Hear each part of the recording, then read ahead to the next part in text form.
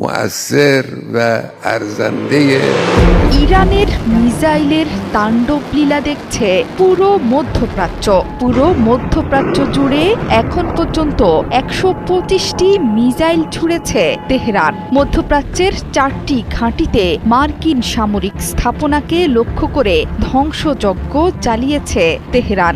এর মধ্যে সবচেয়ে গুরুত্বপূর্ণ বাহরাইনে মার্কিন ৫ম নৌবহরের সদর দপ্তর। এত গুরুত্বপূর্ণ স্থাপনা থাকা সত্ত্বেও ইরানি মিসাইল কোনোভাবেই আটকাতে পারল না দেশটি। হামলার পর প্রকাশিত ভিডিওতে দেখা গেছে দেশটির রাজধানী মানামায় বিকট শব্দে বিস্ফোরণের পর ধোঁয়া উঠছে উপরের দিকে। ইরান স্পষ্ট করে জানিয়েছে সেখানে আঘাত হেনেছে তাদের শক্তিশালী মিসাইলের বহর। এর মধ্যেই ওই এলাকা থেকে সাধারণ মানুষকে সরিয়ে নিতে শুরু করেছে বাহরাইন।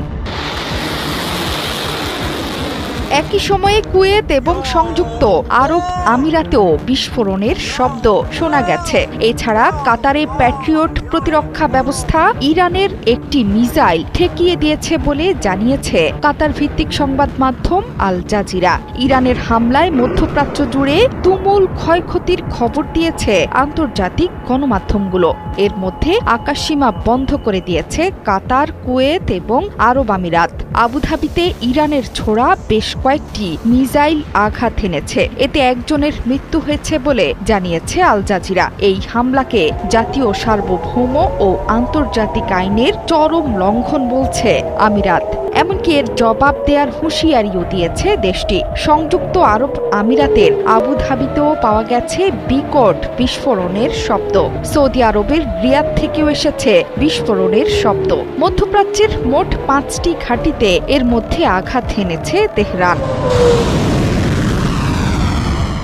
শনিবার সকালে ইরানে ইসরায়েলের আঘাতের পর 1 ঘণ্টাও সময় নেয়নি তেহরান। শত্রুর আগ্রাসনের জবাবে অধিকৃত ভূখণ্ডের দিকে প্রথম দফায় মিসাইল এবং ড্রোন হামলা শুরু করে তেহরান। প্রথম দফায় ইসরায়েলের আকাশসীমায় অন্তত 35টি ব্যালিস্টিক মিসাইল ছুড়েছে ইরান।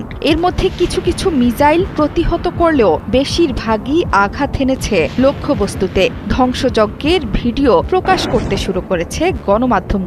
এখন পর্যন্ত একজন ইসরায়েলির আহত হওয়ার খবর পাওয়া গেছে ইরানি মিসাইলের আঘাতে। ইরানি মিসাইলের তাণ্ডবে দিক বিদিক ছুটছেন ইসরায়েলি জনগণ। হাসপাতাল থেকে শুরু করে সব জায়গাতেই ইরানি মিসাইলের ভয়ে নিরাপদ আশ্রয়ে যেতে মরিয়া ইহুদি জনগণ। দেশজুড়ে জাতীয় জরুরি অবস্থা ঘোষণা হয়েছে আগেই। সামনে আরও কঠিন সময় অপেক্ষা করছে ইসরায়েল তথা পুরো মধ্যপ্রাচ্যের জন্যে। জোহরা চৌধুরী সেতু, ৭১।